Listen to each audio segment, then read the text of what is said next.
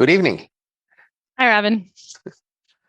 Long time no see. We've had a few weeks since we did the last one, so we've both no doubt matured and grown and learned so much we hardly recognize each other. Okay, today we're going to talk about a topic that's close to your heart, glory. It is, although I don't necessarily understand how or why. So let's get into that, I guess. Okay, but you see it as one of your central motivations. I see it as a way to describe one of my central motivations. Whether it sort of cuts nature at the joints is a different question. But yes, I embrace that as a description of something I'm trying to get. But not just a way, right? You don't have another better way. It's like the best way you've got to describe one of your central motivations. It's a good candidate for it. I mean, there may well be better ways, but we'd have to search through and find them. So at the moment, it's certainly a decent candidate. Okay. That's itself striking. If you think about it, it's like a very good candidate for describing one of your central motivations, but you're not sure what it is. So that's like kind of admitting you don't really know what your life's about, right? I do. I admit that. Okay. I admit on behalf of everybody else too. So I'm not unique. It's an exciting conversation because now you could find out the point of your own life. Okay. So here's like my just first pass, like a gloss on the idea of glory, is that you have glory when you did something that shines forth and elicits admiration and wonder from other people. And let me add another sentence to that. I think that like the idea of glory is closely connected with the idea of a hero. And something that is distinguishes heroes is that they are set apart from other people and they're the main character in the story, right? The story revolves in some way around the hero. So like in the Iliad, there are all these fighters and like they have different moments where like they come to the fore, and like when Diomedes is like killing all these people and like it's almost like he's saying, I want this Iliad to be about me, and it's like, but it's not going to be Diomedes, it's going to be about Achilles and Hector, but maybe for a brief moment he thinks he has a shot at making the story be about him, right? And that's like his quest for glory, and it kind of is about him in those little bits. I mean, compared to all the other soldiers in that battle, right? He excelled and stood out compared to most of them. Maybe he wasn't the most noticeable or excellent one, but he's certainly better than most. Right. So the idea of like shining out, standing forth, being, having the spotlight on you, I guess, those seem to me to be important. So I noticed two elements that are worth commenting on. One is that sort of generically, we might just want to excel in generic. That is, we might just say whatever it is we want to do, we want to excel at it. So you might just expect that as a general feature of any sort of ambition or goal in life, is you'd want to make it the most of whatever it is. So that's not terribly surprising. But two noteworthy features are here. You don't just want to excel, you want people to notice you've excelled. And the other is you don't just want to be excellent, you want to do excellent. So glory, compared to some other concepts of what you might want, is more oriented around an accomplishment or achievement, so that your good features, whatever they are not just illustrated, but sort of reified and justified by the accomplishment. Yeah. So that I think that's right. Like it's not just a property of your personality, like being a great person. Right. So just being smart isn't glory, even if you're the smartest person there ever was, maybe, but maybe sort of competing with somebody in a contest to be proven the smartest might be more glory. But even better might be using your smarts to do something impressive and important. My intuition is that competition is not always a great space for glory, even though a lot of glory is sort of sought in competition. But the issue within a competition is, in any competition, there's like a set of competitors, and then you're just better than whoever those happen to be, right? Right. And but like if we think about in order to have glory, like even people in sports and stuff, the ones that really have glory sort of stand out from everybody. And it's not every Olympic victor even that has like the real glory. Exactly. There's like a few that we remember, right? And so there's an interesting, like, excellence. The concept of excellence is sort of a competitive concept. It's like being the best at something in the relevant group, whereas the concept of glory is more absolute. I think you're right. That is, when we're pursuing glory, we could just be the best at something or accomplish something, but we kind of care about how important that seems to ourselves and everyone else. So that's one of the reasons people, when they play sports, want to play the same sports as other people, not just so they can find other people to be on their teams, but if they win, they have won something that matters more. I have a friend who is promoting pickleball, a new sport. Relatively small numbers of people play, but they are trying to get included in the Olympics. But the point is, you might be very well impressed by someone who's the world's best pickleball player, but maybe not quite as much as the world's best football player. There's a lot more people play football. I guess I was thinking of it more that's right, that it matters how important the pursuit is. But I also just think just being the best at something, even if it's a super important thing, right, is not quite enough for glory. Right. So that's what I was trying to talk about, the difference between being something and accomplishing something. The question is, even if you've just shown that you are something, we need a sense that that matters, that we should credit it for glory. It's not enough to just be. So right, but like, even if, like, let's say, let's say you're a runner, okay, and so you run faster than all the people else in the race besides you, right? And and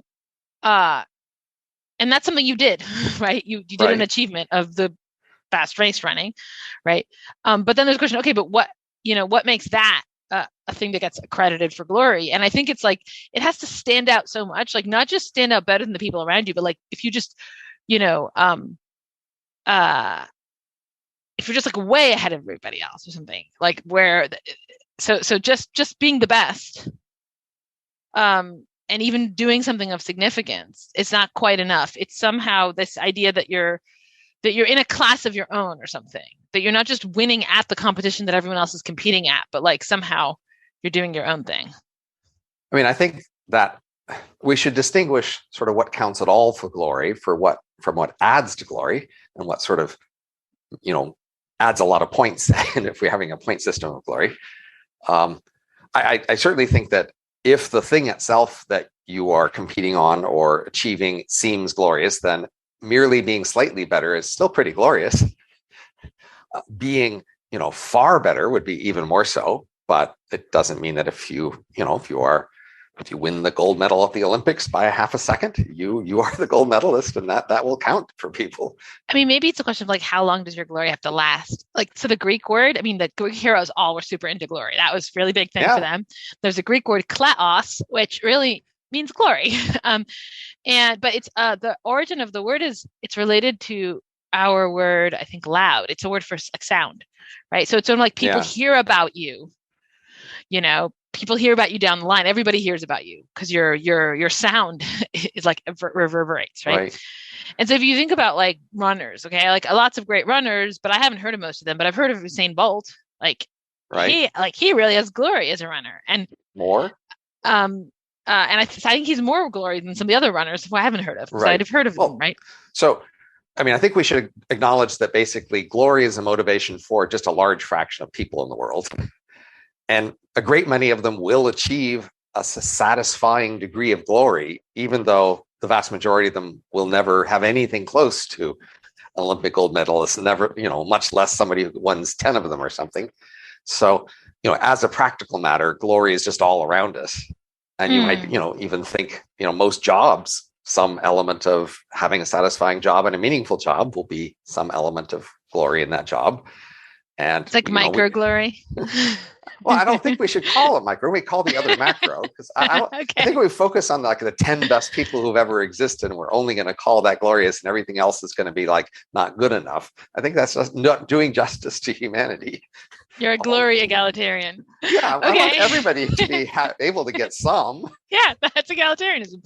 Okay. Well, that's not. I don't want everybody to get the same amount. Okay, fair enough. But you want everyone to get at least a little. Yeah. Okay, or many people to get at least a little. Yeah. Here's a question I have about glory. So if you compare it to wanting, say, fame, approval, applause, respect, right? It seems to me tell me if you agree with this or not, but it seems to me there's an interesting difference, which is that glory, though you want other people to notice and celebrate your achievement, unlike respect or fame or applause, there isn't a focus on your own experience of those people's receiving your achievement. That is, right. Like, it makes sense. The thought of posthumous glory makes perfect sense. Right. Whereas the thought of posthumous applause, wanting that, it's like, but you weren't around to hear it. And so the concept of glory, even though it does matter to you that people notice it, it matters to you less that you notice them noticing it. Right. So I think, the prototypical or idealized glory, right? It's not just that you have some great feature. That feature needs to have been expressed in some accomplishment. And ideally, the ideal accomplisher is so focused on the accomplishment and so, satisfied by the accomplishment, they're not really thinking that much about all the praise it might be generating. I think you're right. That is, if you're too focused on all the praise, that makes you seem a little less glorious. You are, part of the idea would be this accomplishment is so intrinsic to who you are and to your whole life plan and motivations that, your focus is on that accomplishment. And that's the thing that motivated you is to accomplish. Well, I guess I think it's true that, there's something oblique in the pursuit of glory. It's in that way like both happiness and pleasure. These are things where we sort of pursue them best by kind of getting immersed in some project, and then we're not thinking all the time, how do I get glory, or how do I get happiness, or how do I get pleasure, right? And it sort of comes by the by. But I think that it's still different, like, and that might be true of approval and love and applause, that like you want those things, but you're going to pursue them indirectly.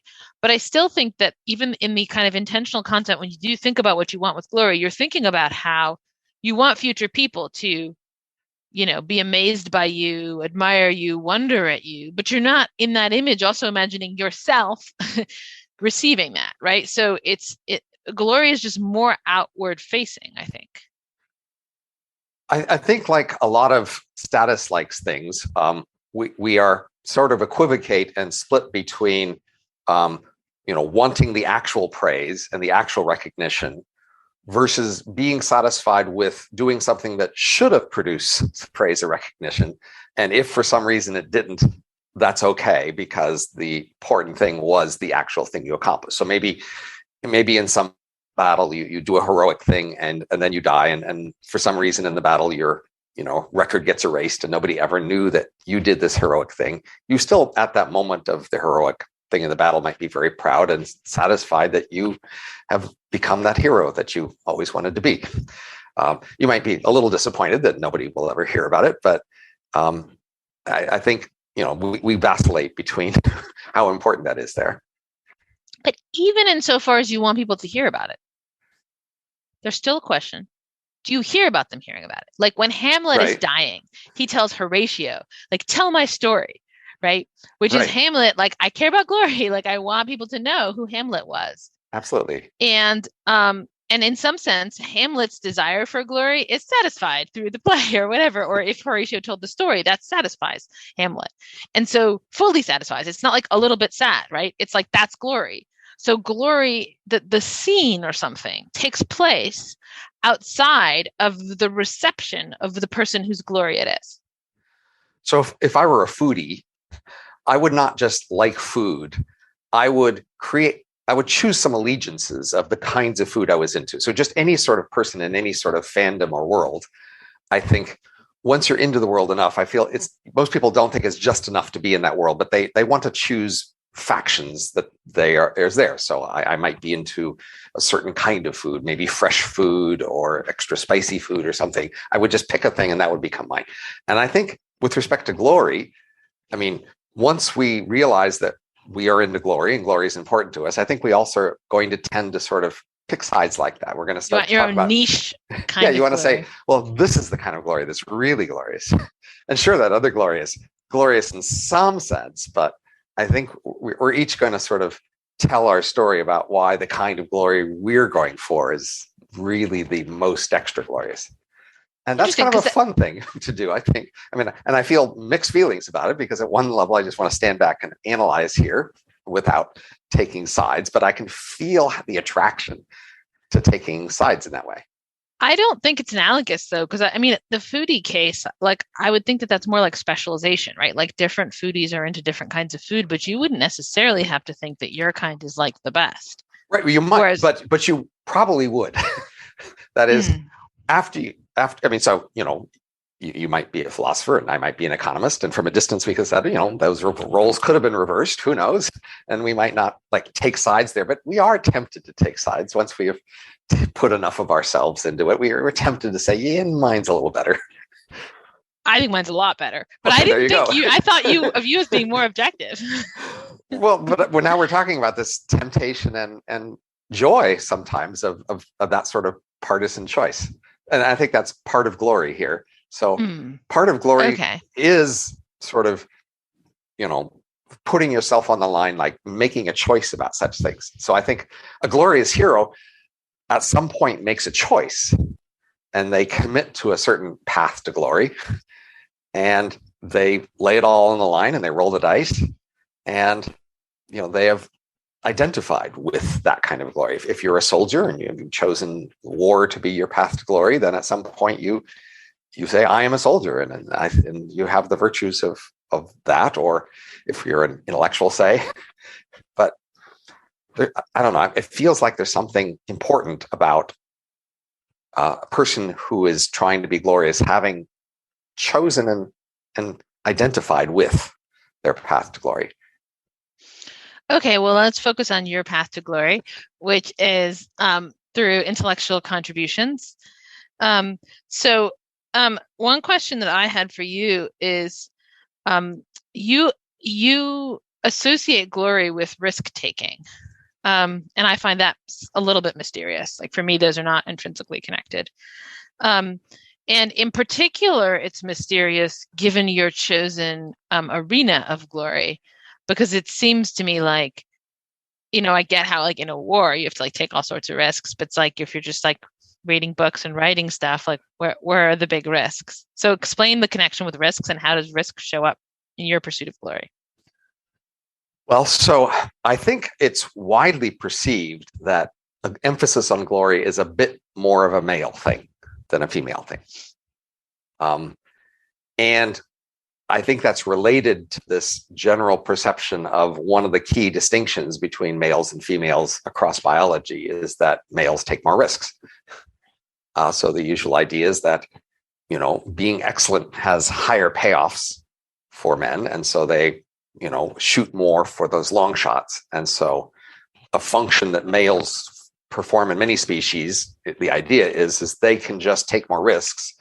And by having stronger selection on males, the species can reduce mutation rate faster. And they can tolerate that more because if you lose 90% of the men, you can still have just as many in the next generation because you only need a few men to pass on the species to the next generation. And so it's widely perceived that men are just have higher variance on a wide range of characteristics, and that men are willing to take higher risk, and society is more willing to let men take risks and feels less sorry for them when they lose. So that's sort of this idea that if you're taking sort of a male attitude toward glory, then you would be taking high risks with your glory. That is, in the distribution of glory, you're trying to go for that high tail. That high tail matters more to you, and you're willing to take a small chance of a huge success. And because you are risk loving. And that's part of glory. That is, so, in a certain sort of perspective on life, a glory seeking man would say, well, I've decided to shoot for this long shot and I probably won't succeed. But you know what? The fact that I was willing to take the shot at it and if I failed, accept that is part of the glory. It's glorious to be the sort of person who is willing to sort of step out and take that long shot without, too much hesitation. Right. So but let me explain why I still don't get it, how you're going to apply this to the intellectual case. I suppose I'm like, here's a wheel that you can spin, like a roulette wheel or something. Right. And there's like 1,000 slots. And if the ball gets on one of them, you win lots of money. And if you're willing to spin that wheel and maybe get the money, and then you get the money, it's like, great. But I'm like, I don't see that as risk taking. I just think, you did something where there was a small chance of success and then maybe you succeeded at it. What we characterize behavior as risk taking is if there's a lot of loss, right? If it like on the battlefield, right? Like there's a small chance of glory and a big chance that you'll be killed. But in the intellectual arena, it's like there's maybe a small chance that you'll make a great discovery and like a big chance that you'll just land on one of the other things on the roulette wheel and like you'll have a comfortable like middle class life. So do you still call that risk taking? I think I would, yes. So that is some areas of life and some eras of history. The worst that can happen isn't so bad.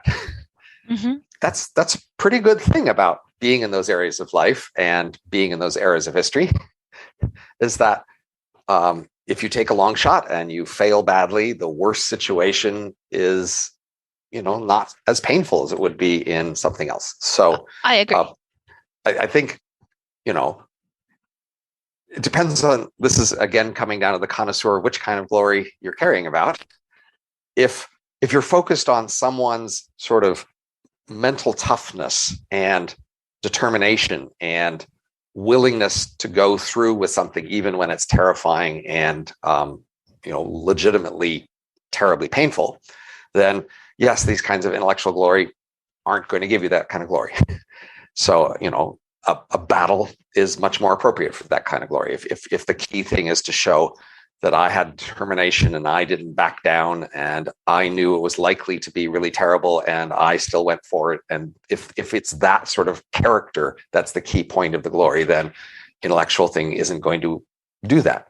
So I'm sort of putting less weight on that kind of glory by saying that it's okay to be in an environment in an era where the worst case isn't so bad. So my story about glory would be to say that the things that are the truly glorious are the things that are objectively the greatest accomplishments. That is, all the rest is sort of, personal arrogance and self-indulgence to be focused on how it makes you look. I want to go for the kind of glory where I can say, if I succeed at this, it will just absolutely be the biggest, best thing. And I'm happy to set aside and say, if you win that sporting contest, then yes, you've proved you're stronger than me or have more determination and more grit. But I might say, but who cares about this sporting contest? I want to go for the kinds of glory where, if you succeed, it's just objectively fantastic. It was just a wonderful thing to do. That makes sense to me. What I was questioning was calling that an especially risk-taking approach. Well, within an intellectual thing, that we have a wide range of risk taking. I mean, yes. So according to the standard story of risk, it's about going for some sort of middle options for sure versus variance. That is a chance of more and a chance of less. That right. Less doesn't have to be terrible, but it is less. So, but I guess I don't think it's really much less. It is. So most intellectuals try to become intellectuals and they fail and have to find another career. So that is the median outcome for people who choose to try to be an intellectual. So succeeding in getting an intellectual career at all is a better than median outcome. It is that's true, but you don't have glory yet. The question is, given that you've you succeeded do have at being glory. It's just not as much. So again, I want to go with, like, come on, people who roll the dice on that and succeed, I want to say they've got a measure of glory. Absolutely. Okay, fine. But like, I'm not like, when I talk about what motivates you in your life, right? Like, I'm talking about the glory you're like still trying to get.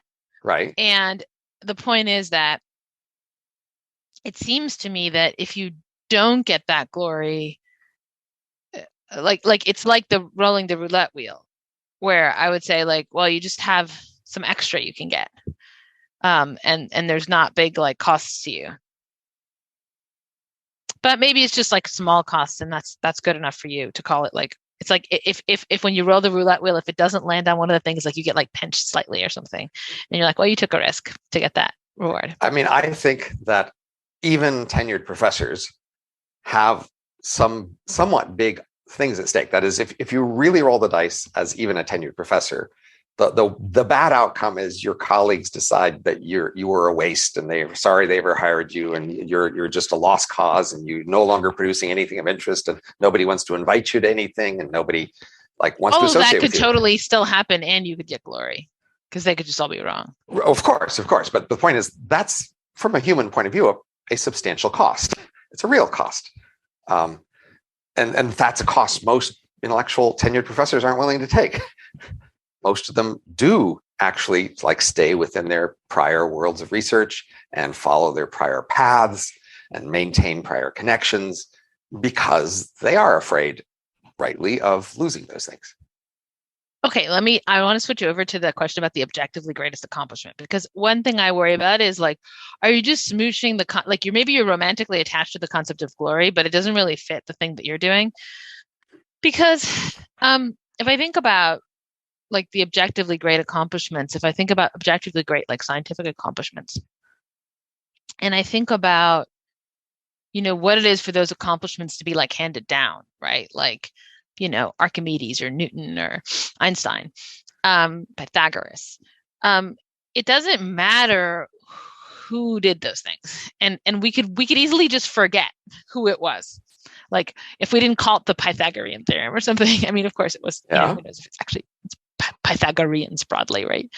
It was a secret doctrine. Some things that's true for all accomplishments, right? No. So here's I think there's a really big difference. So I think if you take Achilles, MLK, Socrates, it's unthinkable that the thing they did could be remembered without them being remembered, because in some way it was like an action that embodied who they were. So like, what would it be to remember what MLK achieved but not remember who achieved it? Like, it's a personal achievement in a way that actually, if somebody else had done it, somebody else's style would be tied up with that achievement. Absolutely. Right. And you could still say, why did it matter that his style was tied up with that achievement rather than somebody else's style? That may not even matter. But my thought is just, we remember him because he had to say a certain cadence of his speech when he gave speeches, right? So we, remember the marches that he led and the way he talked, but somebody else would have talked different.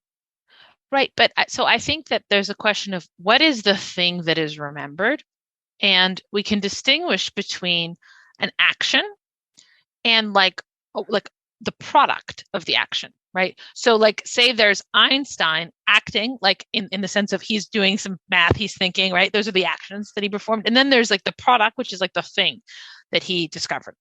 And like that product can be alienated pretty far from his actions to the point where like you don't need to read his original papers, right? Whereas in the case of MLK, Socrates, Jesus, you can't really do that alienation. That is what you're in effect looking at when you're seeing the glory. You're looking at the things they did, their actions. And so their glory is really tied to them. Well, what you're saying is the way in which we remember the things they did makes us remember many details about them in the way that some other kinds of accomplishments might not. That's true about different kinds of accomplishments. Some of them, the nature of hearing the story of their accomplishment will make us remember more details about them particularly. So Neil Armstrong steps on the moon and he had a certain face, a certain style of talking. And if we remember what he said, maybe somebody else would have said different words, one step from mankind, whatever, right? So it's just generally true that for a lot of kind of accomplishments, like you mix up something. So like, J.K. Rowling wrote Harry Potter, and it's not just a popular, fantasy series. It's a series that sort of her personality was wrapped up in, many sort of parts of her life was expressed in, right? It's definitely true that some kinds of accomplishments more wrap up, some details of that person in with the accomplishment in a way that people remember more details about them. Now, the question is that more glorious? And that's a choice. I'm carving things a little bit differently. So I think what we have is we have kind of a metaphysical spectrum. At one end of the spectrum is a person, and at the other end of the spectrum is something like a theorem, right? And let's say a proof of a theorem, okay? And in between, we have stuff that we could call actions to varying degrees, right? And so if we, what I'm saying is that when we remember Socrates or MLK, what we're remembering in terms of at the stage of the development is just closer to the person metaphysically. Like, right. So we're remembering them doing something rather than remembering some result of something that they did. Absolutely. So, I completely agree. And the question is just, on that spectrum, which is more glorious? So, right. So for example, in a military context, right, I could be someone like Patton, right, who goes out and wins battles and makes everybody remember my distinctive style of being a general. And Patton succeeded at that. And then there are other generals whose distinctive personality has not been remembered so much. They were just remembered for winning battles, say. And you as a soldier or even a general might ask yourself, well, which do I care more about? Do I want to win this battle, or do I want to make people remember how I won it? And it seems more glorious to me to say, I really just want to win this battle. If being a personality helps me win, I'm going to do that. But if not, I'm going to not be the personality. I think sort of the ethic of glory in these contexts is that, the accomplishment is the thing. And somebody who's trying too hard to sort of make everybody remember them in a way that isn't adding to or helping the accomplishment is a bit of a, self-serving, arrogant asshole. So, and that was the same for intellectual accomplishments, right? If you might say, Einstein, had somewhat of a distinctive personality, but the thing that's most striking about Einstein in some ways is the idea that if he hadn't done it then, it would have taken much longer before other people would have done it. So for many kinds of scientific or other intellectual accomplishments, we actually know that many people were working on them pretty similar in time. And so we know the person who actually did it first didn't make that much of a difference because somebody else really was just about to do pretty much the same thing. But then some people do something where we didn't see anybody close to that, and we're pretty sure it would have taken a decade or maybe decades before somebody else had done the same. And that seems more glorious because now you can say you made a bigger difference in terms of when that happened. And that seems to me that the usual sort of attitude in these areas that you're trying to make glory happen. It's funny because it's like if you think about like the dispute between like Newton and Leibniz over like who invented calculus, like you could say like it's a moot point given that there was both of them, neither could get any glory because it would have been the bases were covered. I think that is a question people should ask themselves about how they hand out glory. I think we've decided to give a lot of glory to the person who was first, even if they were just a little bit sooner than the person who was second. But I think the more you want to focus on what difference did somebody make, the more you have to admit that they didn't make as much of a difference if somebody else was very close to doing the same thing. And to me, it's making the difference that's the glory. So just like in a military, in a war, right? Imagine like there's some team that has to do some special project, maybe to sneak in and assassinate the other leader, right? And the point what might be, if you're in the military group, you want to say, let's have a plan that makes that most likely to succeed. And somebody might say, no, I want to be in the team because I want to be the person who accomplishes a special thing. And if you sacrifice the success of the team so that the chances of success so that you could be on the team, the rest of us would criticize you as saying that's hurting our, side in the war. You are putting yourself and your own personal glory above our collective glory. I mean, but notice we do call that personal glory. Yes. Right. And also that phrase collective glory, you just made that up. That's not a real thing. The whole point of glory is that one person is glory is personal glory. I think it's a valid concept. So and in fact, that's what we're talking about, say, about Newton versus Leibniz, right? If they were into the glory of the whole intellectual world, then they wouldn't care so much about which of them was slightly first. If they're into their personal glory, then they'll care a lot more about which one of them is first, and the rest of us could not respect that as much. Okay, so now I feel like we've moved far from our original definition of glory, because now we've moved to this idea of collective. As I underlined at the very beginning, I connected the idea of glory with the idea of the hero, who is the unique center of a story. I think it is a little bit narcissistic. I don't think that's always a bad thing. You're more down on that than I am. But now it seems like in shifting glory into the intellectual realm, you've shifted it in a bunch of different ways. So one of them is not just intellectual. I think collective glory happens in a lot of these other contexts. So, on a basketball team in the finals, the norm is supposed to be we're going to be glorious by we are going to win this tournament. And if you're trying to push yourself to be the person who makes more points at the expense of the team winning, that's going against the sport norm. Similarly, in a military thing, as we discussed before, if you're going to make us lose the war more likely because you want to be out in the front and getting more attention, that's also going to be something we all disapprove of. And so I think in the intellectual space, or even think of a company like, say, Apple. Apple has been glorious. Apple has achieved glories and deservedly so. But if any one person tried to stand out and get more attention for Apple, Apple might itself think, well, that's taking away from our glory that we're working on together. So I do think we can and should often produce collective glory, and that often has a conflict with individual glory, and we're wary of individual glory, conflicting with it. I think that those cases of collective glory are all involve people in some sense working together. Yes. Right. So you can say Watson and Crick or something like that. Right. But I think that the thing you're talking about, like Newton and Leibniz were not working together. They were working independently. Right. And the thought where it's like, well, what I'm supposed to care about is like the collective glory of intellectuals or something. That's the whole glory space. Like it sort of doesn't matter. We can't. It doesn't make sense to be trying to increase that. And yet I think you are saying that, for instance, suppose there's two problems I could work on, right? Problem number one is more important.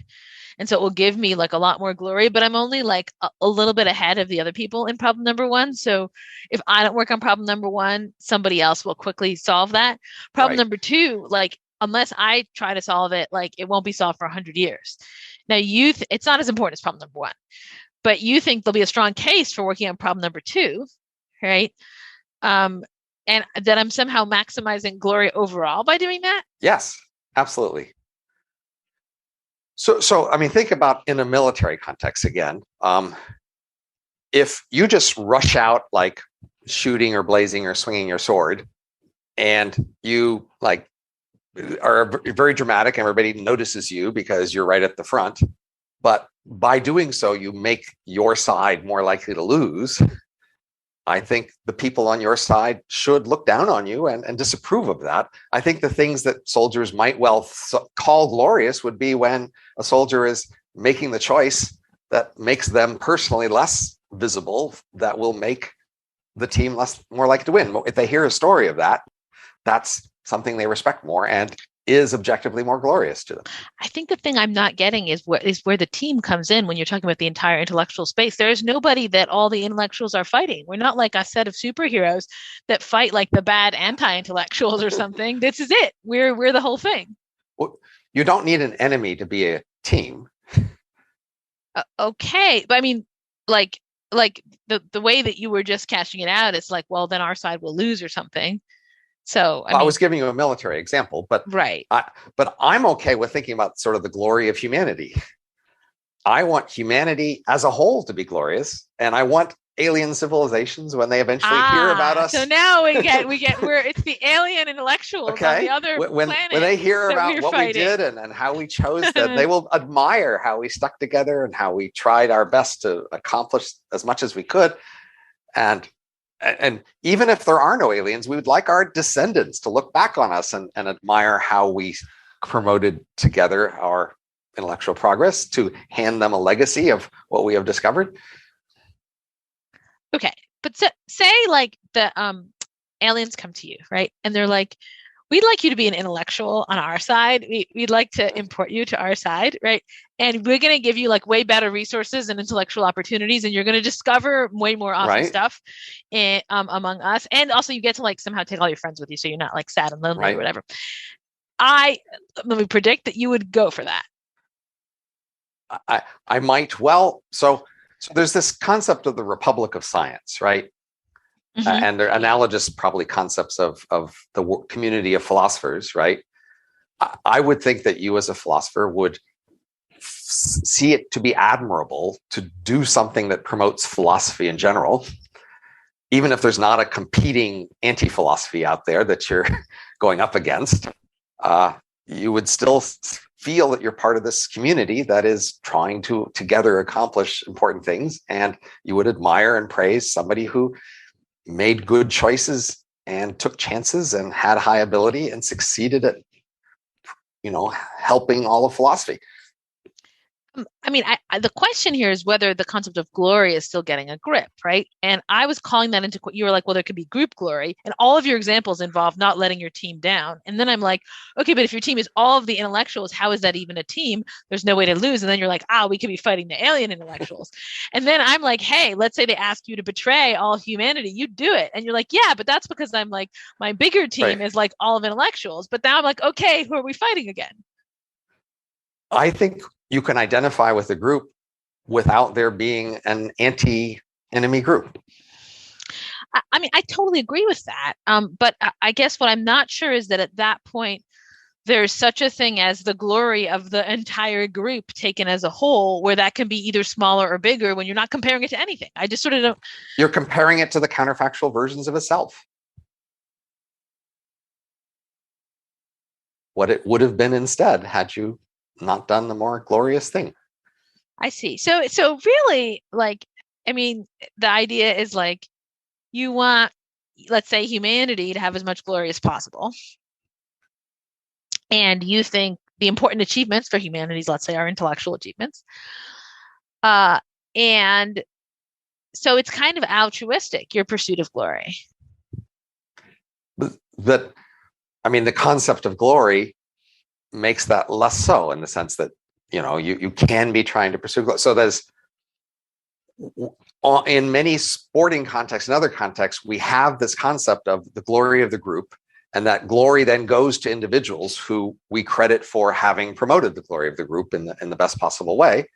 The soldier who sacrifices himself in order to have his side win can be seen as glory once we decide it was a very effective sacrifice. It was a clever, good use of the resources to actually promote the collective thing. Whereas if instead they were showing off in a way that hurt the collective cause, we wouldn't attribute as much glory to that individual behavior,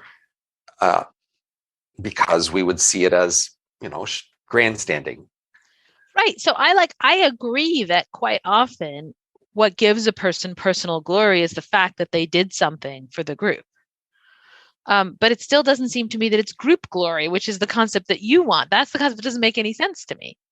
Like, the whole idea of glory is that someone, or even some group, like it can be Watson and Crick, it could be two people, it could be a whole team, but that those people shine forth above everybody else. And we're like, wow, look at them. Don't look at us. We're not important. Look at them. Look at Achilles. He's literally, light is pouring out of him at a certain point in the Iliad, right? So like that's the idea of glory, and that somehow you're wanting it to be more diffuse or something, where it's like, well, it's just all of humanity being in a good condition. But I feel like that's not the concept of glory. But I mean, substantively, there's not much difference. We're just arguing here about whether the word applies to the group, but the individual behavior that's credited for glory is still pretty much the same behavior here, right?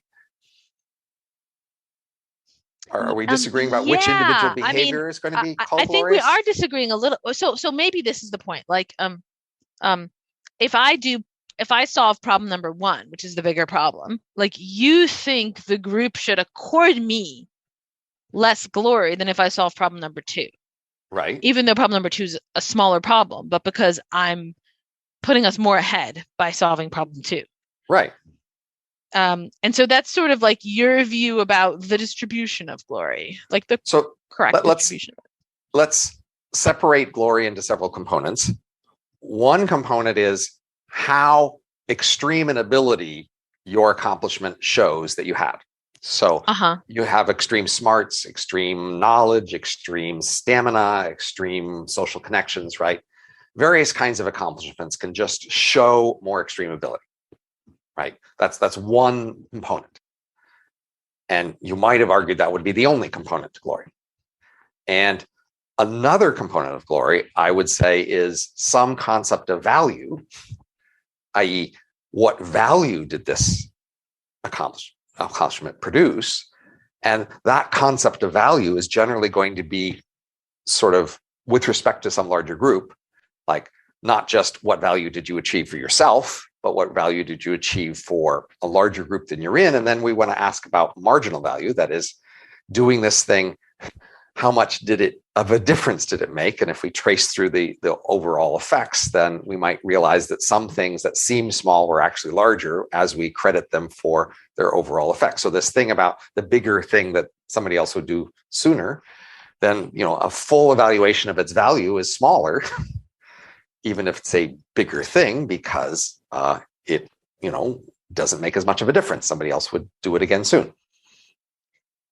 I mean, it seems to me that you could talk about somebody making a decision to do the less glorious thing, but that was the greater contribution. That's like intelligible to me. Like someone could be very torn between two careers. In one of them, he's going to make the greater contribution to humanity, but it's going to be stuff that's sort of small and not very recognized and not very beautiful. And the other one's more glorious. That seems like a recognizable sort of tension or, situation that someone could be in where they have to decide between glory and, let's say, philanthropy in a certain sense, love of mankind. So a similar issue comes up in all sorts of admiration, where there's a conflict between sort of doing what we would personally consider most admirable and maybe what an outside world would recognize as more admirable. Mm-hmm. And in those contexts, it's more about like, you think that they would, agree with you if only they knew everything you knew or something. But because they don't, then you are, stuck with this conflict. So if you just look at all the different things that might gain us glory, the various features of ourselves that we would advertise to show that we are impressive, they do seem to be features that matter more because they are connected to some sort of value. That is, we might value the runner more than the juggler, because we see that in all sorts of contexts, running is actually a thing that matters, whereas juggling doesn't. And so the athlete who is the best runner just is more glorious than the athlete who is the best juggler, because we're just less convinced of the value of juggling. And so what about like figure skating, where you're making jumps really high and then landing on the ice after spinning around a bunch of times? Right. So I think I would say objectively it's less glorious to the extent it's less connected with some other kind of value. So, but as we come to an agreement about which kinds of abilities are objectively impressive because they're connected with value, that will depend on sort of our perceptions of value and what we've come to agree on. And so you'd similarly expect some sort of conflict there, where people, we could say something is objectively glorious even as a great accomplishment. What we might mean is that is an objectively impressive thing according to very widely shared standards that we have accepted at the moment, and maybe later we will change our mind and update to take more into account all the other things. I think some of our standards are aesthetic. So I think like, jumping around on the ice is beautiful. And so we like it. And that's why it's like, that's more high status than a lot of the like skiing things, which are arguably, at least skiing is somewhat useful, whereas like jumping right? on ice is not useful for anything. But aesthetic is value. So I was talking about sort of shared value. Right. But it's a specific. So here's where the aesthetic value I think comes into. It's that the idea of a hero is the idea of the center of the story. And I think that there's a narrative component here to glory. Yes. That is, there's a question, what makes for a good story? Because part of your glory is people telling your story, like literally telling it, like right. Hamlet saying to Horatio, right? Or us telling the story of Achilles. And there's a certain way, a shape or something that your life can take such that it forms a good story to tell later, right? And that figures in glory. And that's not always going to be the same life that does the most benefit, the life that makes for the best story. Unless you include the value of the story and the benefit. But I mean, I think if you either have to say we have insanely high value on stories, or you say we do. I mean, that's a way to put it, but like, I don't think anyone would say that this, story is more valuable than like, a billion lives or something. But I think it's just, there's somehow a different mode of like, well, in order for someone to have glory, we have to tell the story. And in order for us we have to want to tell it. And so it has to be a good story. And I don't think that we're adding up the values at that level, like the value of the right. So I would make an analogy to being a good politician. You might say we could discuss our ideals for what a best politician would be, but then in the actual world, somebody has to convince the voters that they actually have good features. And so the people who end up actually who are considered the best politicians might be well below what you or I might consider the best, but there's this social process of needing to come to an agreement. And so glory is in some sense about agreement. That is, you are glorious if you are agreed to be glorious. And that will require a lot of compromises among the various people and what they understand and what they accept as valuable, and just the social process by which they would tell a story and then come together to agree that that's the best story. And that's, the key trade-offs there. Right. So if we ask you, like, you want glory, right? We could say there are two kinds of glory you could aim for. One kind of glory would be making your life into the kind of life where people will converge on that as a story they want to tell, right? Versus, so to speak, the one where it's like the story you think they should tell, even if they don't. Right. Which glory are you going for? So again, we have this idea that there's a space of different ways to conceive of glory, and that we are somewhat partisan in choosing our way and then arguing for it. And so, I might well say that, say, if you ran for office and you were actually objectively a better politician, but they didn't vote for you, I might still admire that you went for the better politician role, that you took the high road there. And similarly, so for intellectuals, we have this thing about the long run. So many people, even most intellectuals today, they're trying to be seen as the best intellectual right now. That is, they want the journals to accept them and the jobs to be given to them and the speaker invitations to happen now. And they don't that much care what happens after they're dead or later on. They're trying to be accepted as the most respected intellectual of the moment, at the moment. Whereas you can instead say, well, I guess today that, yes, I see that today they're not respecting what I've done, but I'm going down a path where I have a reason to hope, at least, that in the future they will better respect what I've done. And I might even think that's more glorious, to go for the long-term recognition and approval of what you've done is more glorious than just trying to go for current popularity. So suppose you did like lots of research on what kinds of stories have long-term staying power.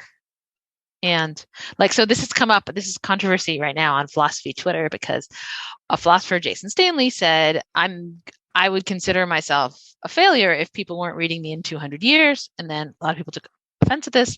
Yeah. And then Aristotle on Twitter spoke up and said, well, I have some advice. If you want to be read in a long time, you need to have a lot of contradictions in your work. You need to have a lot of obscurity in it that people keep working on. You need to be living in a kind of reproductive culture where a lot of people are going to talk about your ideas a lot, right? So here are the things that you should go for if you want to be around for 200 years. Suppose similarly, someone's like, you did this research. You're like, you know what? My stuff is too easy to read for me to get that long-term glory. I gotta throw a few contradictions in there, right? So like, supposing that you had reason to believe this is what would produce the 2000 year, Aristotle's at least got that, as he's been around for a couple 2400 2500 years, that would that incline you to be like, okay, if that's what it takes, then I'll put some like Straussian mysteries and a few contradictions into my writing to make it last longer? So again, the concept of glory is, some impressive accomplishment that adds value and is recognized as adding value, right? And then there's this ambiguity between how important is the recognition. If you just think people should have recognized it, even if they don't, is that good enough? And I think that's just a way people's concepts of glory split. I don't know if there's a correct answer to that. But with respect to, say, long-term intellectual things, I could say, well, maybe the last 2,000 years, the way people have done philosophy has made philosophers who have contradictions and ambiguities more popular. But hopefully the next 2,000 years, they will learn better and not be so foolish as to give extra credit for such things. And therefore, I'm betting on this better version of the future that takes things that are actually better contribution and credits them, rather than this sort of like way you could fool the audience. Okay. I mean, I'm betting on it. Like the point of this example was supposed to be that you have some material for making a prediction. Okay. And so like there's what you would like to be true, but now we have like some reason to actually think something is true. And I'm just, we're just going to posit you have reason to think that the future is going to go in the way where you're more likely to have this long-term fame that you want if you throw some contradictions in there. And the question is, would you do it, or would you be like, no, that's not the kind of glory I want? And I understand you're saying that there are two different kinds of glory. One could go either way, but we've seen that happen a bunch of times. There's the sports kind of glory, I mean, you're willing to go for one or the other. So I'm asking, like, in this case, are you willing to go for one or the other? Are you going to make a choice between the thing that ought to be glorious versus the thing that you predict will actually be glorious? I think I'm going to go for the thing that ought to be glorious. That seems to me a more glorious kind of glory.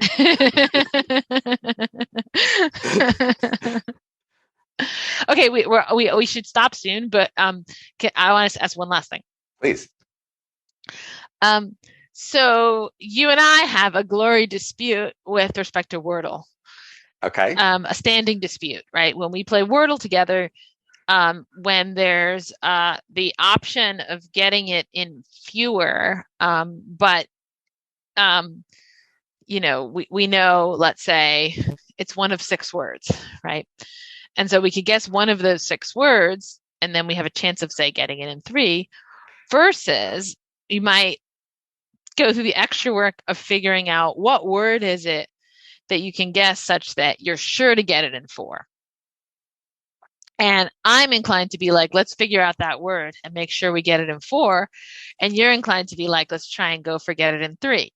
And now you see your thing is more glorious, and I see mine is more glorious. And so I'm going to explain why I think mine's more glorious, and then you can explain why you think yours is more glorious. So I think mine is more glorious because if we just pick one of the 6 at random, and then we ended up picking right, that just seems like luck to me. Versus in my way, it's like you go through the, blood, sweat, and tears of finding that word, where once you've found it, you know that you will get it in 4, and that it's your own work.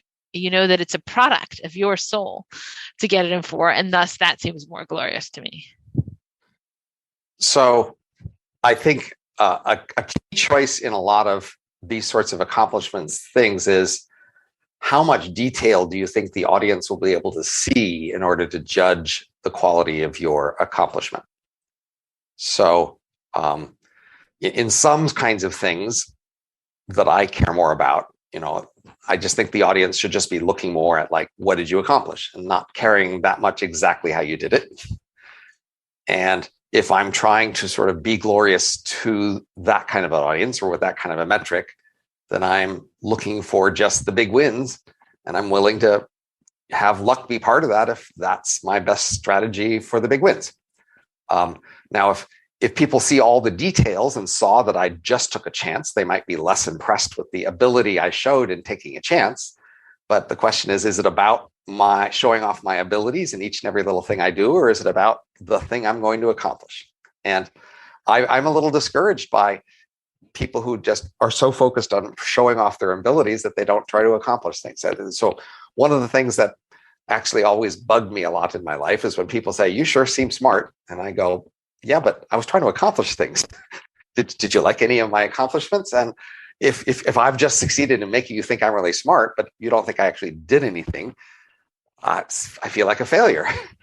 And so I would rather focus on accomplishing things and just look for the right mix of doing things simply and cleanly and taking chances and collaborating with less impressive people and just doing whatever it takes to actually accomplish things, rather than the life strategy of doing everything so as to show your most impressive abilities by how you do it. I mean, it's kind of ironic, because if I'm like, who in the world is there who sort of acts in such a way and snatches opportunities in such a way as to maximally reveal that they're smart, like you would be very up high. Like if somebody wanted to reveal that they were smart, like I would tell them, behave like Robin. So I believe you, but it's funny that's like, it's not an accident that people have that reaction to you, right? Because one thing is like, one way to reveal you're extra smart is like to always be shifting and moving and not like just be narrowly within one field, and to have your intelligence come out in all different contexts, so it doesn't look like it's specialized to Right. Some circumstance. Well, I mean, honestly, I would think I would be most impressed in terms of evaluating the abilities of somebody who looks like they are focused on accomplishing and they consistently do that. I'm just going to be more impressed by them. And so, for example, I know some people in, say, the venture capital world or the tech world, and I sort of respect them more in some sense than many of the intellectuals I know, because I can see they're just focused on making their businesses succeed through whatever means they can. And they will switch methods and switch tools and change teams as necessary to make that work.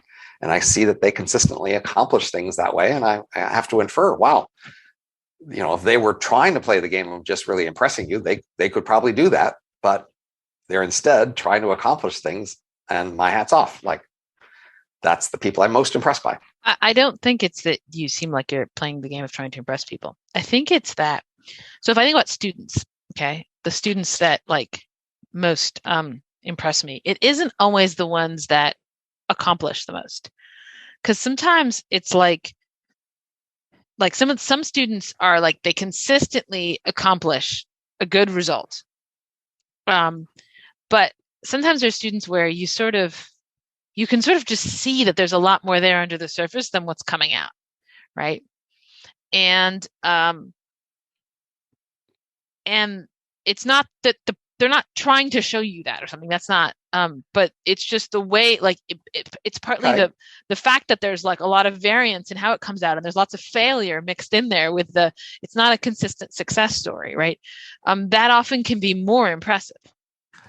So there's this book I read sometime in the last 5 years called Range.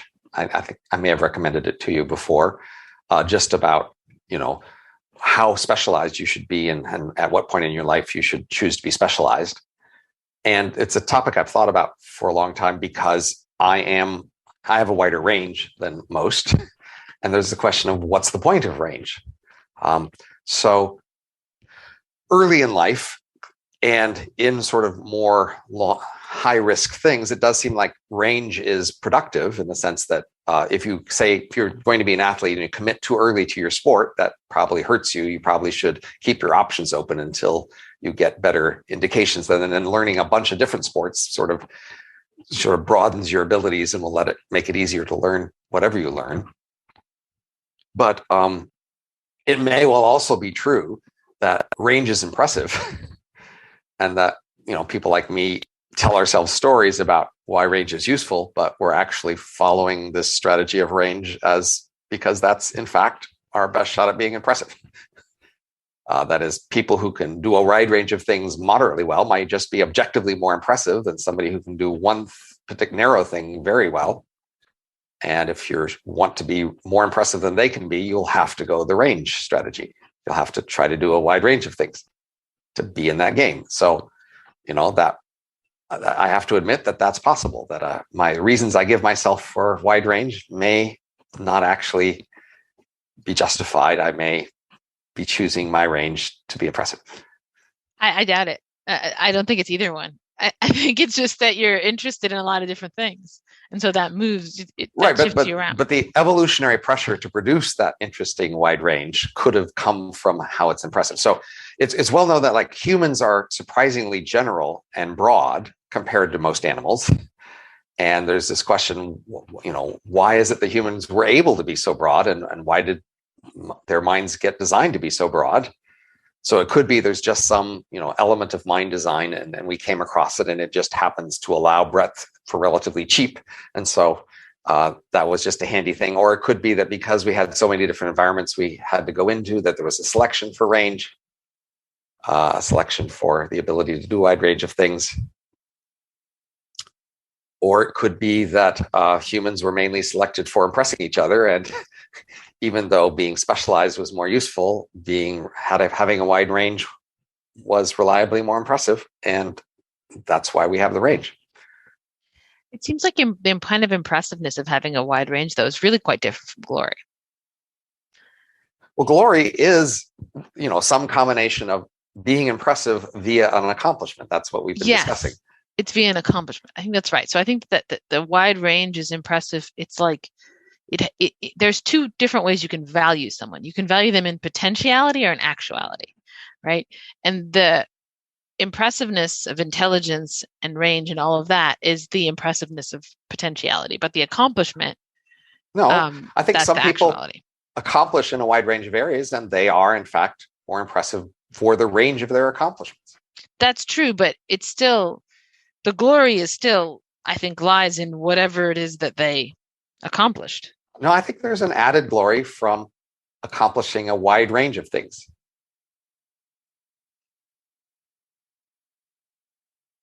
If you were trying to put somebody on a board of directors or something, somebody who just did one thing very well, you might think they are not going to be very flexible or smart on our board of directors. Whereas somebody who accomplished a wide range of things, you might be more willing to put them on your board, either put them in a other position of authority, right? Because you trust them more.